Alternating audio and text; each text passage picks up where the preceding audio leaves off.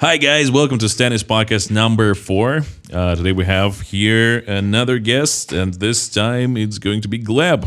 Gleb, hello. Hi guys. Nice How are to you feeling see today? Good. It's nice day. Have a day off after a week of work, so everything's fine. So today is your day off on Friday. Yeah. Well, I'm in Israel, so we have a non-standard by Western point of view work week. Goes from Sunday to Thursday. And on Friday and Saturday we're off. Okay. And tomorrow is your day off as well then? Yeah, luckily.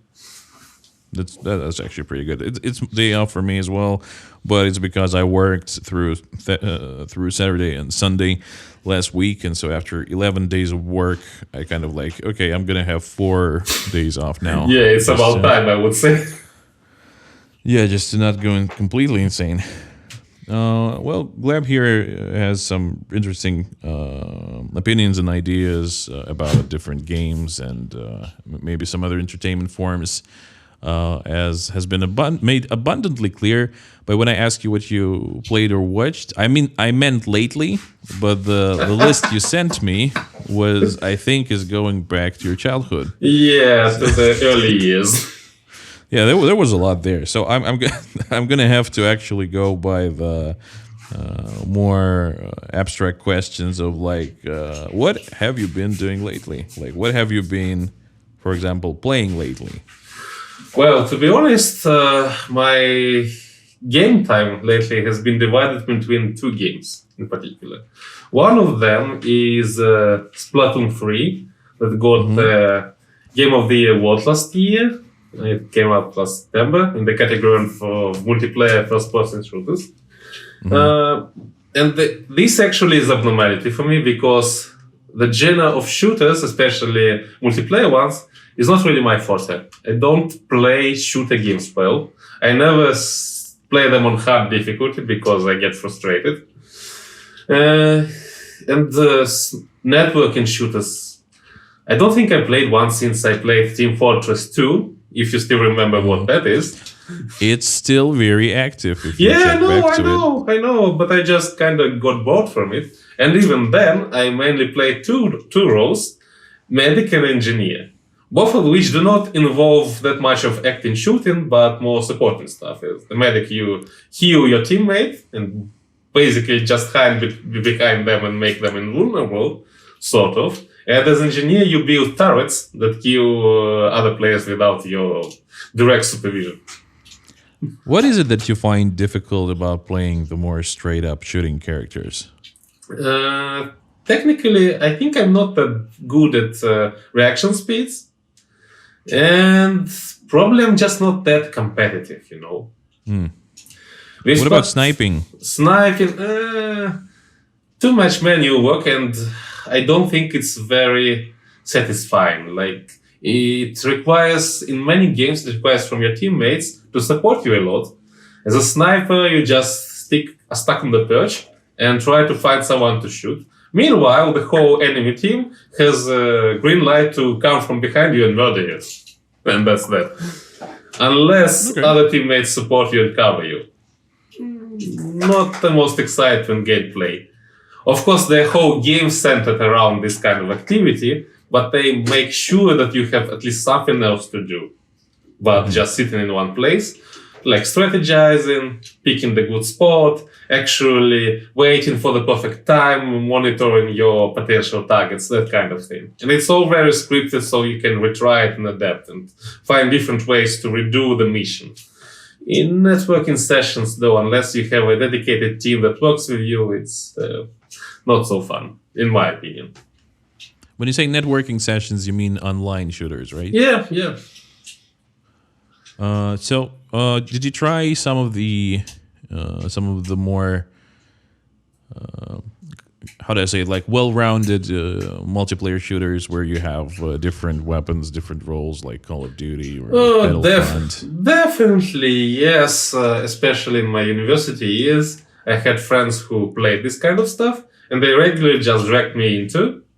But again, I mostly stuck to playing either support roles or to picking some weapon, mostly machine guns, that allowed the kind of gameplay of creep to the enemy from the plant, and then just spray and pray. Rely on the that's power good. of your gun to do the work for you. That sounds like it would work. It was fun for a while, but this gets stale pretty soon. What do you do in Splatoon? I haven't actually played that game before. The Is it like- Splatoon is a bit weird game. The appeal of it is not just the mechanics, although in my opinion they're quite good, if a bit controversial, but the whole atmosphere. It's an intent game, and they put a lot of effort into story and the art style. And it's basically about post-apocalyptic world. I think 12,000 years after humanity totally disappeared from the face of Earth. And the Earth is now actually populated by humanoid squids and octopuses who fight each Amazing. other, covering each other with loads of ink. That sounds like hentai sort of like Yeah, certainly a lot of premise. people. Yeah, a lot of people have that kind of idea. Yeah, the game is actually totally kid friendly, though. If you forget about the apocalypse part, Japanese culture. What can you do? Of course, there is hentai art, a lot of it online, but the game itself is really kid friendly.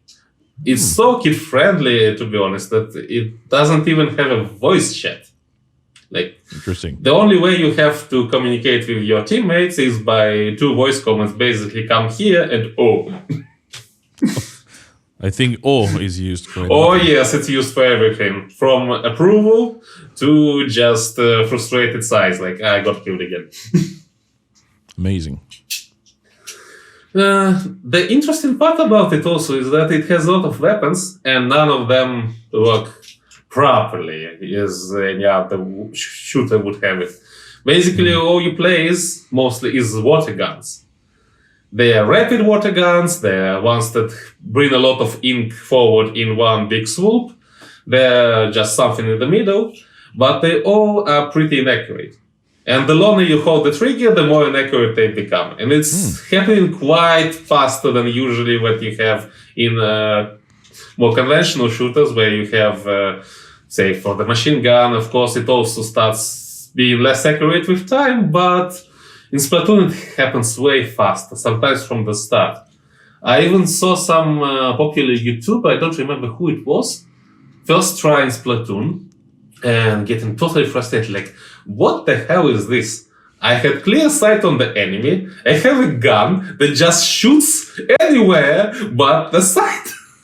How is this possible? Well, actually it's quite fun if you get used to it. So I guess it's a lot more friendly towards like less skilled players. Yeah, there's certainly even a professionals like scene in the game, like really high ranked players playing tournaments, and I think you even get money prizes. But it's really more geared up towards the casuals, which helps me a lot personally. If you don't want to aim, you even have really special weapon options, because we do everything with ink. There's actually a huge ink roller, like a paint roller you use to paint walls, but it's 2 times bigger than you, and you just put it on top of enemies with a big splash. Also, it's a melee. Yeah, That's interesting. and you can also run and roll it with in front of you, which is really fun. No, that sounds really fun. Like this sounds a lot like Overwatch to me, but in a way Somewhat, that, yeah. Like, in Overwatch, there are some characters that require like really high precision, but if you don't want to do all that, you can choose Mei and just spray without aiming too much, or you can choose like a Winston where you just need to position yourself well, and the gun just connects by itself. You don't have to do anything. But here it sounds like the whole, basically almost all of the weapons are to some degree just like that, where you don't have to be like amazing with it. Well, there's certainly a sniper category, which is, well, that's for the people who like to snipe. They work exactly as you expect a sniper rifle would. Very direct, precise, slow to aim, all that kind of stuff. It's interesting. Like, is it like a cross-platform shooter? Unfortunately not. Nintendo lives in kind of their own universe. where they create cool games that are only available on their own platform, the Nintendo Switch currently. Oh, So you can't really play it on PC or any other console. It's Switch exclusive, which is frustrating because I actually had to buy a Switch. I do have a Switch. Like maybe I was thinking of selling it, but maybe should try Splatoon. Well, you could instead. also play Breath of the Wild here, the Zelda game. I would say it's True. actually a really cool one. I enjoyed it a lot. I played Hades, and like I finished Hades, and after that I was like, well, that was fun, and now it's like sitting on a shelf for a pretty long time. Yeah, I enjoyed Hades for a while. I can say I reached like the final secret ultimate ending there. I'm aware that Yeah. it exists, but I didn't really have the patience to spend more than 3 months with one game to get to it. After I finished like the first run through, I turned on the God mode, Oh, where you actually get more durability. Just because I realized otherwise I will quit. But I wanted to know the story, yeah. and I wanted to kind of play through the. The problem is the interactions with the gods. You cannot just watch them on a let's play because they happen during the battle. That's the whole point of the design, you see, I think. There's little things, but they happen often. For example, you get to the Hydra, and almost every time you get to the big Hydra boss, your protagonist has something new to say. At some point, he even nicknames the beast and starts addressing it with that nickname from now on. And it's a really endearing experience, actually, to watch it. Yeah, it's actually really nice. You know, if you go to extreme measures, I don't know if you made it to extreme measures. Yeah, I did. And if you change the level of difficulty for the Hydra, you can actually. He will address that as well. That it looks different, that it feels different, that it's all kind of like.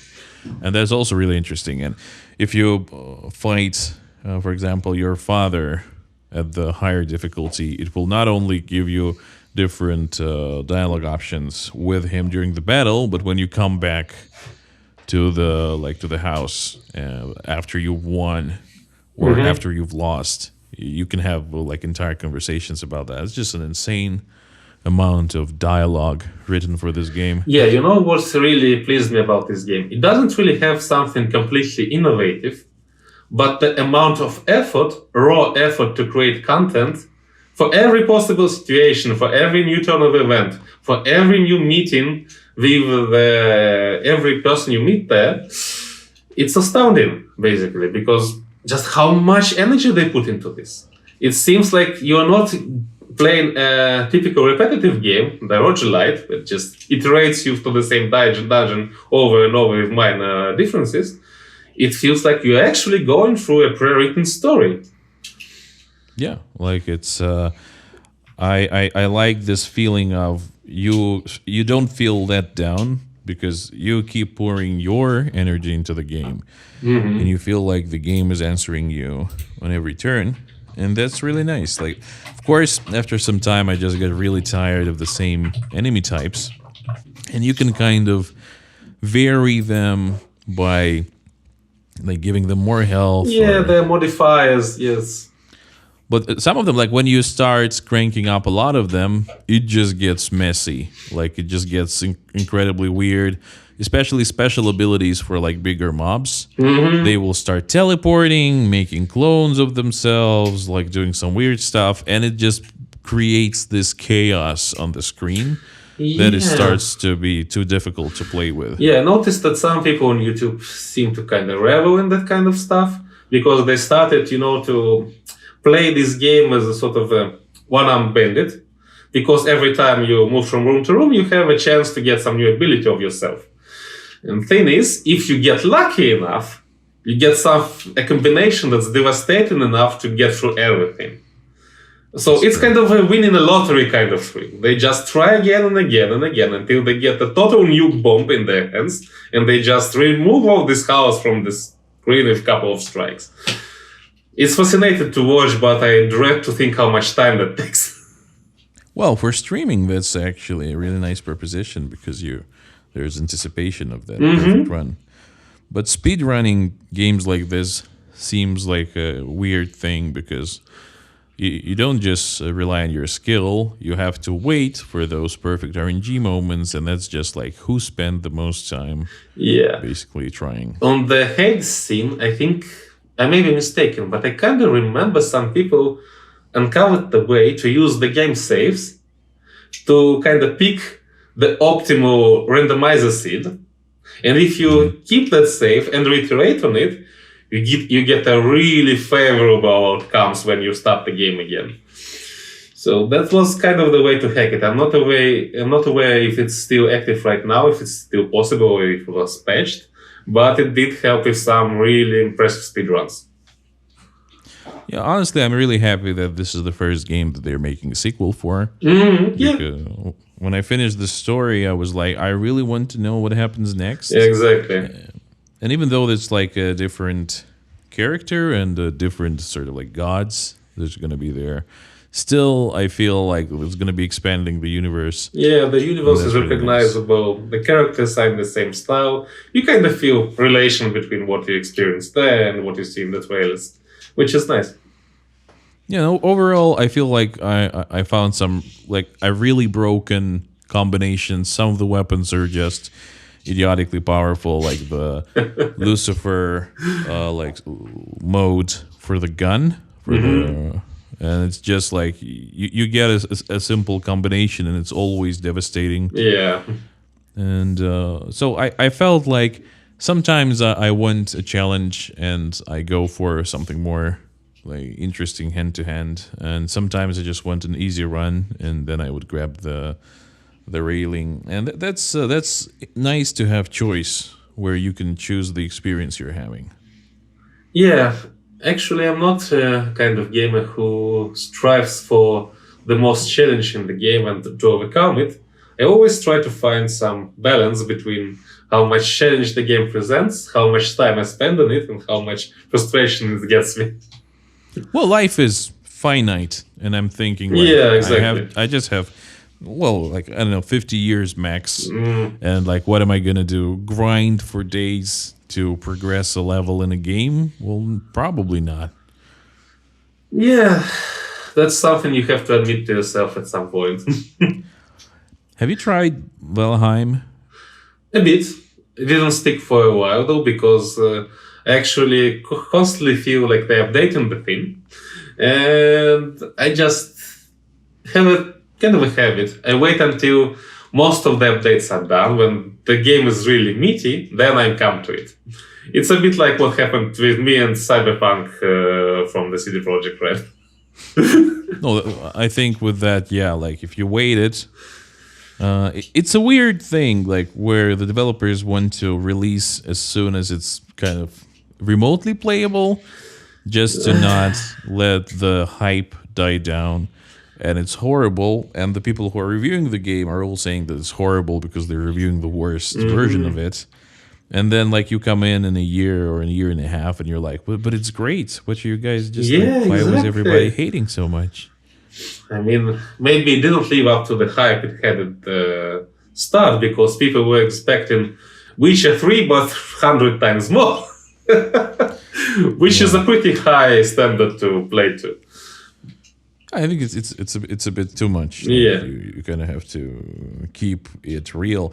To me, I don't even feel like the top graphics or the top I don't know, like performance is important to me anymore, because like I've been playing, for example, the Marvel Spider-Man, which is from 2018, Yeah. but it was just recently released on PC.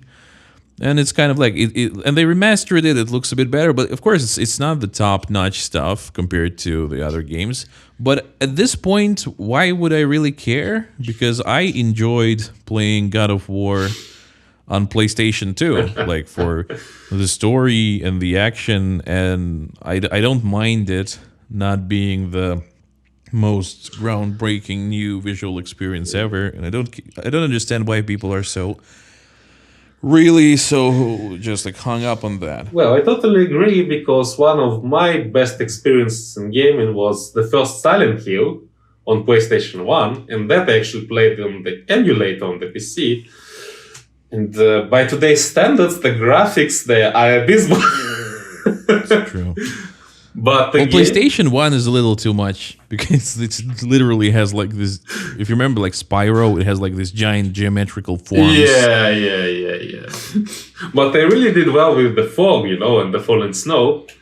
They actually played around the limitations of the hardware very well, I think, because I think I heard that a lot of developers started introducing fog and field of vision to their games to compensate for inability to render all that stuff in the first place, but also to hide the fact that you don't really have much over there.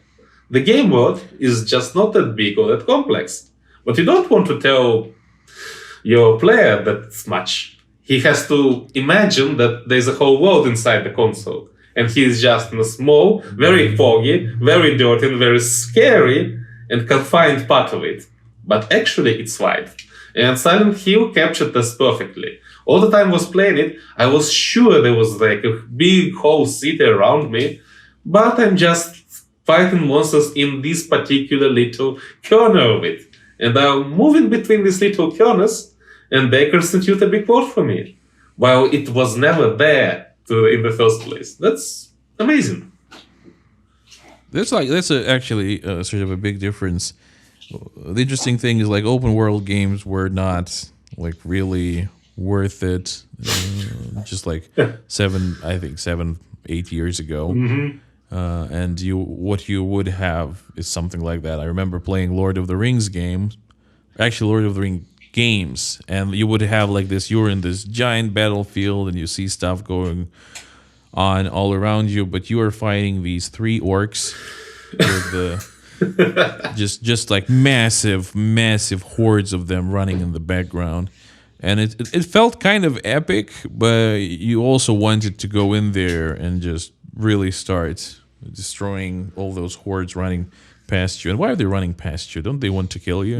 Like, aren't you important enough? You're like the player, you have all these cool abilities, you're super powerful, you can do big impact on what's going on. Everyone tells you that you're important, but nobody cares. Yeah, like with Spider-Man, I really like how they made the city feel real and alive. The only problem I had was if there's a crime going on and you land on a roof and you fight them for a bit, and then you leave the roof. If you leave it for like 30 seconds, they despawn. And then you heal up, you come back, and they're like not there. And you're like, what the hell? Yeah, the tank proper is over. Get over it. They just teleported away. And at some points, it's just weird when you're like going on a mission and it says, instead of having some smart way of bringing you back in, like sometimes they do that, like the villain will not let you leave. They just say, you're leaving the mission. Oh yeah, I remember that part. Don't do that. And it's like, Come back you're like, here. okay. Even when it's like just like 2 meters to the left, because I wanted to swing outside of the way so not to be seen by the other. It just makes no sense. Like in a way with Batman, it's a lot easier to, like with Batman Arkham Knight and stuff like that, it's a lot easier to segment because he can fly, but he's not really that mobile. Yeah, he can just leave the place totally in a couple of swings, Yeah, and Spider-Man can just kind of like, he has abilities like, oh, I'm gonna right now just use my web and move 30 floors up in like 3 seconds. And like, what the hell are they gonna do? the enemies. Yeah, that requires some compensating abilities from the enemies. Either they also have to be super villains who can also cover this kind of distance, like with the Dr. Octario, who can just latch onto the building and crawl real fast after the Spider-Man, or you have to give them the rocket launchers. That were really annoying for me in Spider-Man, because you have like this wasp's nest of people with rocket launchers around all the buildings, and you just have to methodically hunt down every single one of those. And all this time you don't really have fun with fighting, you just hunt down the Rocketeers to be done with them and finally get to mash some villains up.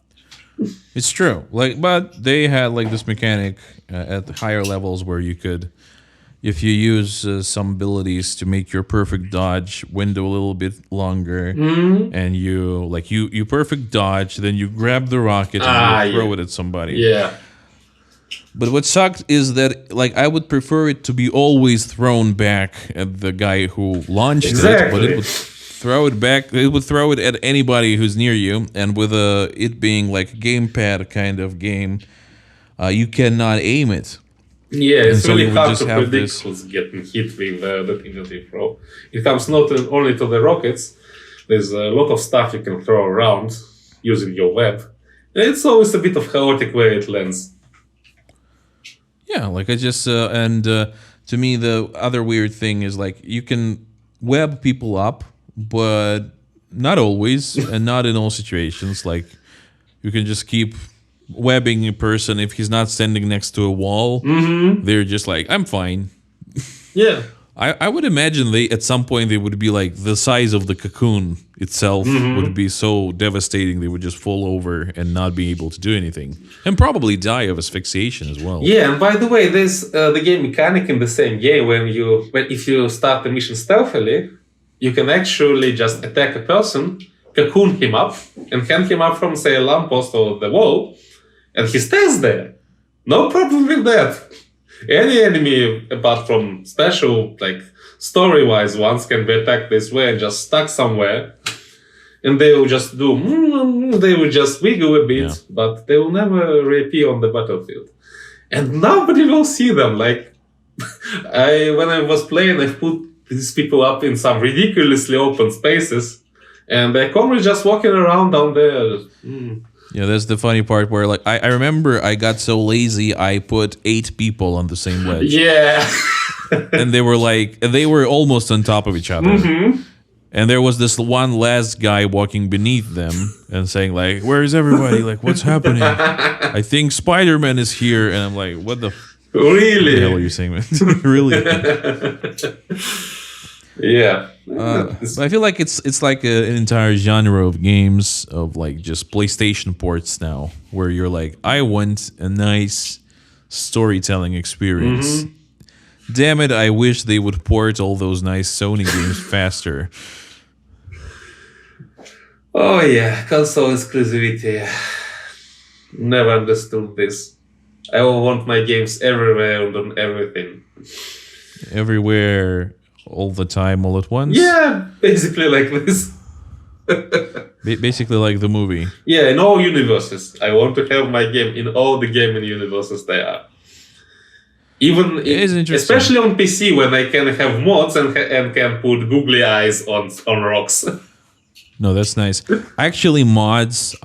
So with Valheim, coming back to Valheim, I learned how to use mods because of this game. So it's really fun when you're playing with your friends. I'll give it that, and this is the reason I started playing it. Is that we kind of get together every Monday in the evening. And like with people from America as well, so that's like it's a way to stay connected with people around the world. It's really fun, and you don't progress too much. You build, you do stuff. It's just incredibly funny, and then it's nice. But you cannot. Well, maybe, at least I cannot. Maybe at my age, have my friends with me all the time when I want to play the game. Yeah, that becomes a problem with age and other responsibilities and life stuff. In total. Yeah, so like I have one evening a week where I have the friends and it's fun. And then I have like the other, well, maybe I play another 3 or 4 days a week in Valheim. And it's like, now I need to go mine the ore and die, retrieve my grave, die again, retrieve my grave, die. And I just got so tired of it because I realized I'm not making a lot of progress. And like the swamp is the shittiest place. It's like, and you really, this is really, and the guides say like, well, take a hoe and even out all the ground on the swamp so that it stops being a swamp and you can play. And I'm like, what the hell kind of game design is it? Why do I have to do all this? Like, if just to play normally, I kind of have to do all that, and it also kills you in a million different ways. So I found mods, and one of the first ones was when I said like I cannot do this anymore. I got a mod for teleporting fucking metals because I'm like I need to rebuild everything, like everything from the like ground up when it comes to smelting, just because it's like you cannot teleport them. And I already spent so much time getting there, like I don't know, sailing on a ship, building a new base, finding a good place for it. And now I need to look for like, and I'm on this island where there's swamp, plains, mountain, all the end game biomes. And now I need to look for a black forest, put all of those metals on my ship, and build a completely new base here. And I was like, fuck it, I'm getting a mod. And I teleported everything there, and I was like, nice.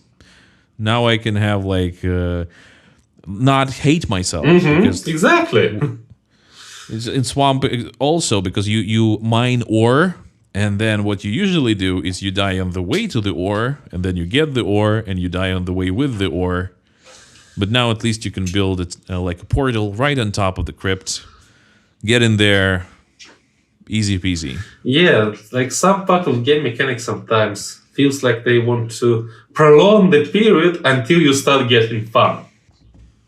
But we want to have fun right now. Or maybe half an hour in the future tops, not 3-4 hours in the future. We don't have that much time. Maybe even 5 hours in the future with the swamp, because it's pretty insane. Yeah, there are some games where you just come to the online community and people immediately tell you, get mods. Yes, and like, and I realized after a little bit that fetching my grave also doesn't really make my experience better. So the next mod that I got was the you die and you wake up with everything. Oh, The only difference to my gameplay is that I like 60% of my gameplay was naked running, like naked run and dodge. yes. And it's like it's fun in the beginning, but then you're doing like your 50th naked run and dodge. You're like, this is basically the same. You're just like you're praying and you're running, and you have to keep some food for your naked runs. And so that you have stamina, and it's just tedious. Yeah, at first you try to strategize. I will have to do naked run most likely, so I have to keep some stuff that I will use for that. But the thing itself clearly and pretty fast lost its appeal. Like, on 100th naked run, you just don't care anymore that much. In the end, I tried the worst like dev commands stuff just to see what it does, and I have given myself on the swamp the top tier iron everything, like top tier, absolutely top tier, and I got God mode, so no damage, and I flew over to Bone Mass and I summoned Bone Mass, and I could not fucking believe how much time it took me to kill Bone Mass with the top tier invincibility and flight. And I was like, how the hell was I supposed to do this otherwise? And I went to read some guides, and they say like, well, get up on a tree where it cannot attack you and shoot it with 500 arrows. And I'm like, that's so fun. That's like the best experience ever. Yeah, that's not really what I would call fun. There was a really eye-opening moment for me in playing the Zelda Breath of the Wild game. At some point, you are told you have to get on top of one mountain to get a thing. Well, usual game stuff. There's a quest, you have to fetch some artifact. I don't really remember what it was by this point. But you get to have to go to the top of the mountain. On the top of the mountain, there lives a big nasty monster who just prowls around. He is really hacked off. He wants to kill you as soon as you see you. And at first I thought, okay, so the game wants me to fight this monster. But at this point I don't have the gear, I don't have the abilities, and I'm not really that good of dodging for a whole hour to kill it with what I have. And then, on next day I return to the game, thinking, okay, I'm gonna sink an hour into playing this and try to beat this monster, and then with a fresh eye, just see a way I can just go and grab the thing and get back from the mountain. If I don't want to fight this big guy, if I don't like it, I can focus on other good stuff that's in the game. I don't have to do it. It's not even that difficult. I just have to look for the way. And that's that. And later, when I was like doing completionist run and I wanted, okay, now I want to face that guy and I have a really good sword and I really have some cool arrows and a bow that can deal good damage. Now I can have fun with that. It made me feel like the game world was actually alive. It doesn't make me, you have to go fight this guy now. You actually have to do what is in the story. You actually can explore the place and do it your way, to some extent, of course. Well, But the choice is freedom. what makes games different from like TV shows, movies, and all that stuff. Mm-hmm. So the more you have, the more actual like true game-like experience you're having in a way. Yeah, I could say so. In Zelda, actually, I think what they made well about it, it has all the story elements, it has all the fighting elements, but the real meat of the game is wanderlust. It's just the desire to get around the open world a lot, which is surprising because I often find open worlds really boring. Like you have a bunch of enemies over here, a bunch of enemies over there. You have some beautiful scenery, and it's big. It's so big. Everyone tells you, "Oh, it's that much square kilometers across." You'd have to spend that much time to get from one point to another. Doesn't really do that much for me. But in Zelda, somehow it was so perfectly balanced. The story elements, the changing environment in different biomes, and a bit of a arcade challenge here and there, that it worked well. It's the only game that actually made me care about climbing. There's a lot of vertical movement when you just climb some kind of rock or wall, and it actually feels exciting because when you get on top of it, you get something nice. It's a view, it's a new pathway, it's a feeling of travel. That's probably the only open world game where I really felt the feeling of a tourist who just goes around and looks at stuff and finds it fun. Probably gives you some nice music as well when you. Yes, of course. It does that. But the main appeal is the process. I don't even remember all the views I saw this way right now. I don't remember the stuff I got to, but somehow I still remember the process of getting to it as fun. That's the most bizarre thing for me because in a lot of games, like in your example with Swamp, you just don't want to do this thing. It doesn't make you happy. You don't want to remember it after you've done it. It's just a lot of frustrating time sinking. But here, I actually remember the process more than the reward. Cool. It's very Zen-like. In Valheim, it's interesting because they have the first. Like it gets worse in a way, and then it gets better again. Because like Meadows is fun. It has this nice like music, and you like, yeah, a boar killed you, but it's a boar, and you're thinking, well, cool. I'm gonna cook it later, maybe something else. I get good stuff from it, and then you go to the Black Forest. It's a little bit darker, a bit more dangerous, but you're like, oh, skeletons, cool! Like it's a dungeon, and like there's a troll. I'll beat it sometime, and like there's nice wood around. And then you get to the swamp, and it's always dark. Enemies drop things that you never want to touch. It's like entrails, ooze, poison, and disgusting stuff, and it's horrible movement, and you don't want to see the swamp. You don't like it. It doesn't look good. It doesn't feel good. It's not fun. Like I would run around escaping Grey Dwarfs in the Black Forest, and it was kind of fun because like they're kind of goofy looking, and like the forest itself is fairly friendly. It has like different trees and like some water. It's like it's okay. But running around the swamp, you never feel good. You feel like you should be throwing up all the time, and it just Yeah, and we feel have that's muddy kind of the water. point of this place. And you Yeah. don't really understand why make this the point. I don't get it. And it's so weird when you make a biome such shit that when you go into a dungeon, which is dangerous, you're like, oh, finally, finally, I'm in a place where it's just people like with just characters want to kill me because I can do it at my own pace. Yeah, you can And meet that's them just on your own wrong. terms at least. Like you can come to them.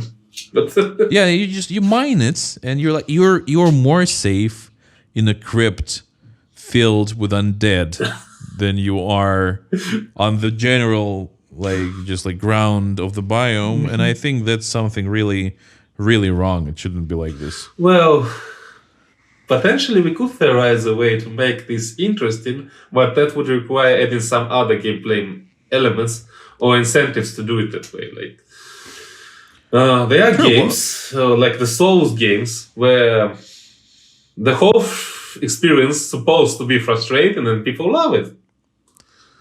I am not a big fan of those, but I think But I that think there's a could get crafting it. difference. Like in Valheim, a lot of the pleasure comes from you find a new biome, you build something there, and you feel good about it. And in the swamp, you don't want to build anything. Yeah, it kind of breaks what you've come to expect and what you've come to enjoy in the game. Now you're playing Yeah, a completely different game, and this kind of game doesn't really work well with your expectations or the game mechanics actually. Yeah, it doesn't let me base build. And like me personally, base building is my favorite thing to do. Oh yes, I can totally agree. I love base building. I've seen some tutorials like, okay, there are these indestructible trees where you can use weight-bearing beams and you can build an entire small city in the tree. And I'm like, well, I like base building, but I'm not like a masochist. I'm not that. Like, if I have this type of energy and creativity, I can go and further my career. Yeah, like, well, if you actually, the thing is, for me, there's a bit of a cutoff point about the base building and actually building stuff in games. When I come to a point when I think that I can run a 3D software, like Blender, for example, watch a bunch of tutorials, and build the stuff that I envisioned in that myself by hand faster than I can do it in game that already has like all the 3D tools incorporated, I say no. Because with Blender at least move closer to becoming a 3D artist, and in game not really. Yeah, like the game needs to be like it's pretend. Yes. You need to you're not actually swimming. You don't if well, okay, with VR maybe you can do this and it's gonna be fun. But if it's not a fun swim, if you're like, I'm actually swimming for 3 kilometers and there's not much happening because ocean doesn't have much happening on the surface, then fuck that game. I am not playing that. Did you hear about that famous console game like Bus Drive or something? Where you actually drive a bus in USA on some desert road, and it's actually real time, like real time. No, I know that one, and it steers a little Yeah, bit to the yeah, you left. can just leave it because the bus swerves a bit, of course, all the time, and they have to correct. That's a different thing to me. That's meditation for people who didn't find a different way to meditation. Yeah, and it's a kind of also art statement. Look, we made such a simple game. It's that dumb. Go and play it. See if you can. If it's not pretending, pretending to be a normal game, exactly. And if it's not if it was a game that gave you, I don't know, Need for Speed Most Wanted experience, and then the next one would be a little worse, like next level. And then the third level would be this. This is the swamp to me. This is the swamp in Valheim. Yeah. Like you promised me and you gave me normal shit. Don't go switching on me to tedious, horrible stuff. If it was Dark Souls, it would be Dark Souls from the beginning. Yeah, then would know what I'm actually playing. If that's my kind of It's thing. not like you start Dark Souls and you one-shot a couple of enemies, they drop magic loot, you feel so good, and then after 2 biomes, they're like, no, now we fuck you all the time, and we took away all your magical stuff. Yeah, No, that that's not how it doesn't works. really work well.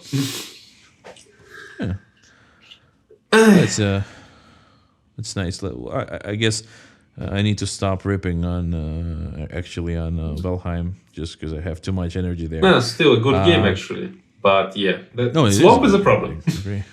Swamp. So it's a good thing that they added dev commands at the very least when you get too frustrated. But I feel like Hades did it better because like I feel like I'm completely breaking the gaming experience because I know that either I drop this game or I do this. Okay, but I feel bad about doing dev commands. It feels like I'm just completely breaking the experience. And in Hades, when I'm like God mode, okay, and it's just like it's progressive. Yeah. It's not that it like immediately makes you completely like invulnerable, and it never does. It just starts helping you. Like the more you suck, the more it helps you. And if it had something like this, that would be really nice. Yeah, and Like, it's introduced in a nice way. The game actually talks to you like, look, if that's the way you prefer to play, if you're not sure that that's your kind of thing to go repeatedly through this dungeon and learn all these mobs, how to kill them, there's a way for you to experience the story and the art and everything. And we don't mind. We specifically balanced a way for you to enjoy it. Fine. I'm okay with it. Okay, actually, let's switch gears. Maybe for the final topic for today. But let's see. I out of the giant like endless list of things you sent me, I was kind of intrigued by the Sims 4 essay you were talking about, because even though I haven't played Sims 4, I have played Sims 3. I have played a lot of. I don't even remember the naming scheme. Like I played Sims when it was 2000s. I played it when it was, I think 2015 or something. I'm not sure even, and I cannot distinguish between them. So I wonder, did they do something wrong in Sims 4 that ruined it, or is it the same thing that Sims had all along? What is the? Paint me a picture, please. Well, okay, that's actually a topic I really wanted to write an essay sometime. Yes, I really liked the first Sims, and I think I liked games from Sims First to Sims 3 because it was fun. You build a house, you put a person in it. The person is really helpless. Like, they epitomize some of your worst sins, like indecisiveness, inability to focus. They can literally kill themselves if they cook eggs that are 2 levels above their skills. Like they will set themselves and the whole house on fire. And that, from my experience moving countries and starting to live in new environment, it's actually really relatable. It's like you cook the little eggs wrong in Israel, and suddenly your whole building is on fire. Well, yeah, because you didn't know how the gas stove works here and where it's connected. Yeah, no, that is insane. That part is dangerous. Like we literally had that where our apartment owner actually used a water pipe for the gas stove. Oh my! Instead of a gas pipe, because he built it all himself. And and we had a giant leak because of rust, and like we were losing a lot of gas. Yeah. And then it turns out it's like interesting, Yeah, really interesting life. Yeah, if it was a gameplay experience, I would give it 5 stars. As a life experience, I don't want it.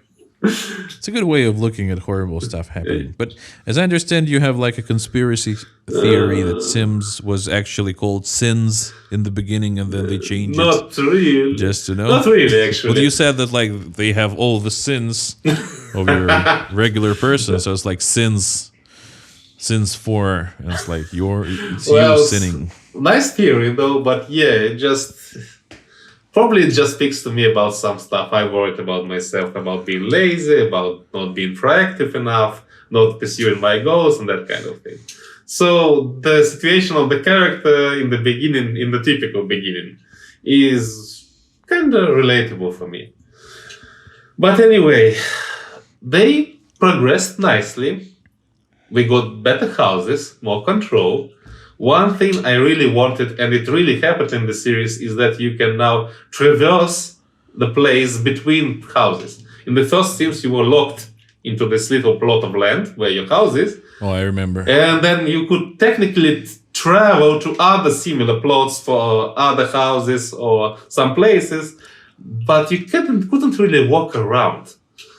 They edited it, and it was so cool. It's the first game they edited. It also added a lot of performance problems because you had to load all this big game world and keep it in memory, and there were other characters going around their things doing what God knows what. It was hard at first. They didn't optimize it from the get-go. But all I can say that for first 3 games, it felt fun actually to move this character, this guy around and make him live the life. That was fun. But in the 4th installment, it stopped being fun to just play the guy. It's much more fun. Sims 4 is by far the best of the series in terms of building houses. You have so many options. The editor is so advanced. You can do terrain, you can do stairs really conveniently. There's so many materials and stuff you can put there. And it has just a super awesome character editor that you spend hours in. You know, they even released a demo, like a free demo for the character editor in Steam as a marketing effort. And it works because people can literally spend hours building their character and play and dress up. And it's actually fun because the character does all kind of poses and they try to talk, and you can download millions of items from the internet that people modeled in 3D software and exported to the game format.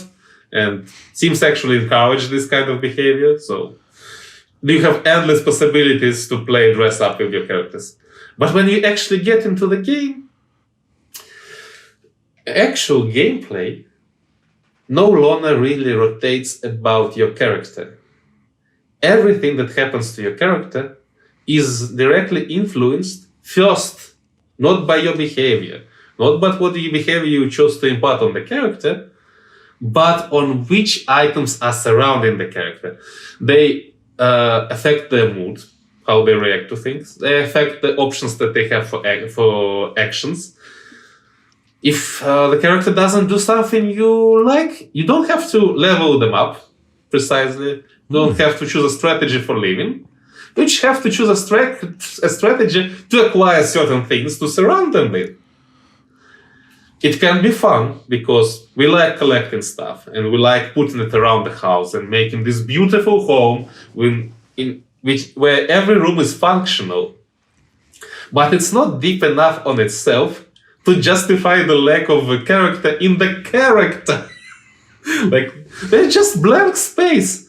They're technically the focus of your gameplay, what you control, but this focus is completely empty.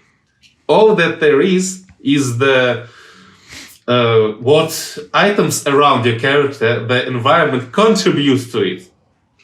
And that's just not enough.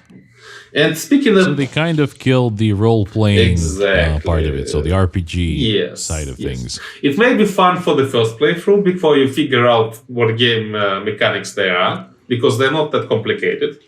Like, you see different environments, you try different jobs, you scripted events. First time it's fun, but on the second, third playthrough, when you want to try some things, you notice there's just nothing to try, and it becomes boring. So here come the mods. There are mods that actually, and I think that actually supports my idea of what went wrong, because most of popular mods I see, they actually affect the gameplay behavior of the characters. They communicate differently. The impact of conversations between characters becomes more pronounced. They get mood swings, they get random mood swings. They get statuses that cannot be easily fixed by acquiring an item. They get new relationship types. How does this work? Like the problem is like, so they need to go to the toilet. You buy a plastic bag and it's all right, or what?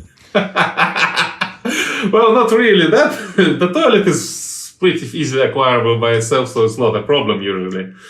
But if you want to go for all kinds of achievements and like gay lifestyle happiness for your sim, it's really easy to just put all the nice things around them. and they're constantly happy. It's really hard, even if you start to play bad on purpose. It becomes sometimes hard to make the sim feel bad. I think, yeah. Well, actually, build a pool and destroy the stairs so that they drown thing is like the heart of the game. Yeah, yeah. And people actually, I've met some communities online that actually build like stories around their sims. And most of people, at some point, want to wear off this happy, really inclusive and bright, sunny atmosphere that's in the game. They want tragedy, they want murder, they want family issues. Affairs, cheating. Yeah, actual life stuff that you expect to be in the life simulator, which seems close to me. But somewhat. Genetic diseases, like Yeah. child mortality. Yeah, all the dark stuff that we fear so much in our real life.